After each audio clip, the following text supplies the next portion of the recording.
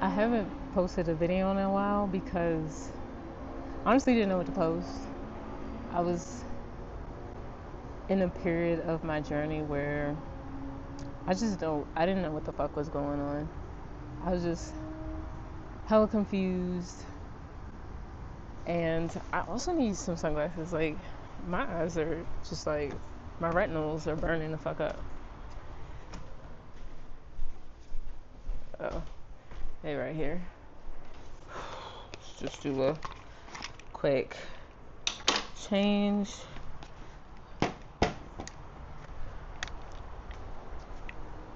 Oh my god, there we go.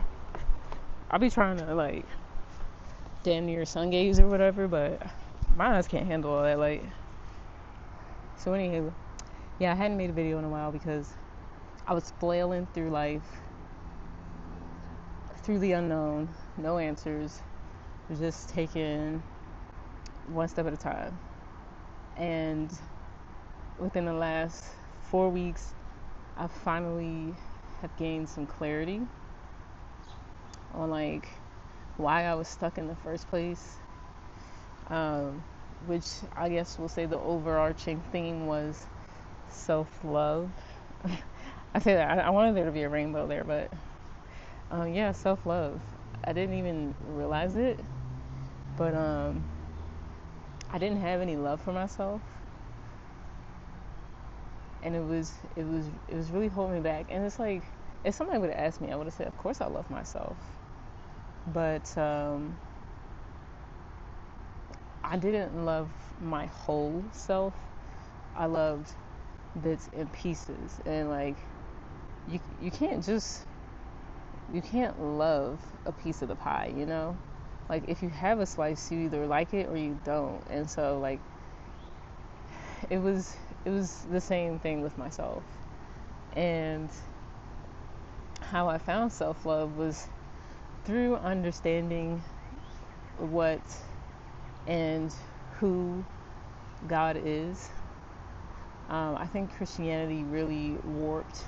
I don't think I know. Christianity really warped my view of who God was. I thought it was something outside myself, like, as some people may call it, Sky Daddy, and that is definitely how like that was my perception of God. But through the last few months, I've come to the realization that, you know, we are all one. We are all God, and I'm a piece of that, you know. So I used to say, like, I hated God, and I didn't even understand at the time, just because I was only thinking about the way the Christian God was described. That I didn't understand that I was saying I hated myself, like, and I still had some hate for the way the Christian God was described, but inadvertently I was just hating myself, and I didn't realize that. I fell into these books. You know, I've been reading A Course in Miracles. Hello. No, you're good. You're good.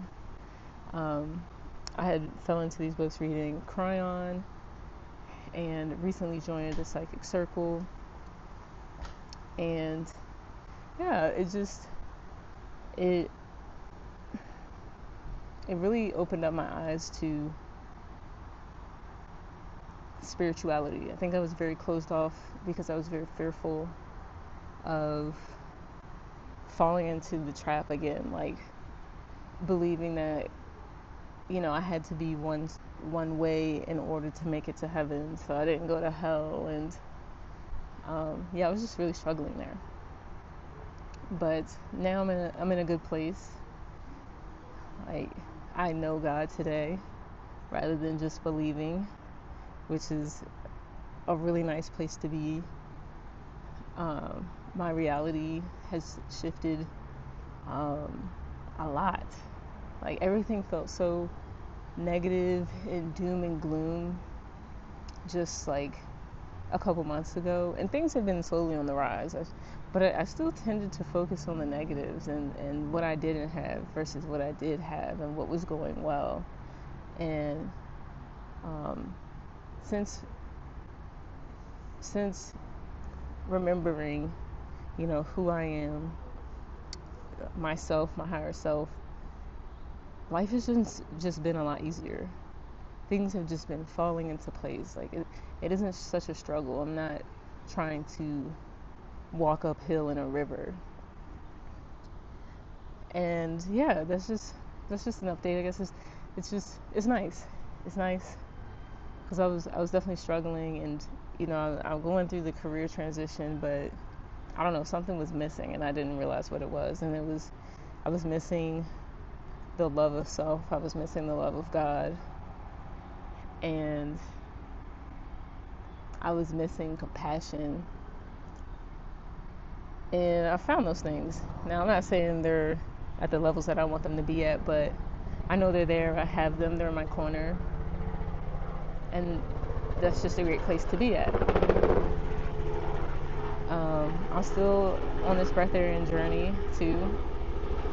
And I think going through all that actually helped me realize, I say a lot, but it helped me realize what I was missing in that journey, because I was also very stagnant there.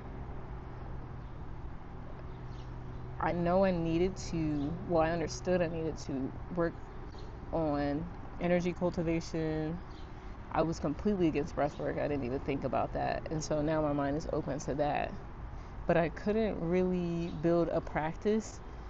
And I do believe that's because I didn't, I understood that I needed these things, but I didn't comprehend for what reason. And over the last few months, actually ever since I started massage school, this massage school is very unique, that it incorporates a lot of energy work, such as Reiki. But going through massage school, it's given me more knowledge in the importance of energy work, and it's inspired me and motivated me to dive deeper into understanding energy work. So now I've been much more consistent with my meditation practices, which is great. I would like to add Qigong in there, but I haven't yet. But that's okay. Reiki and meditation are two things that I didn't have in place like just 2 months ago. So I'll take what I can get, and breath work is something I want to add, and I think these two things are gonna propel me forward on this journey.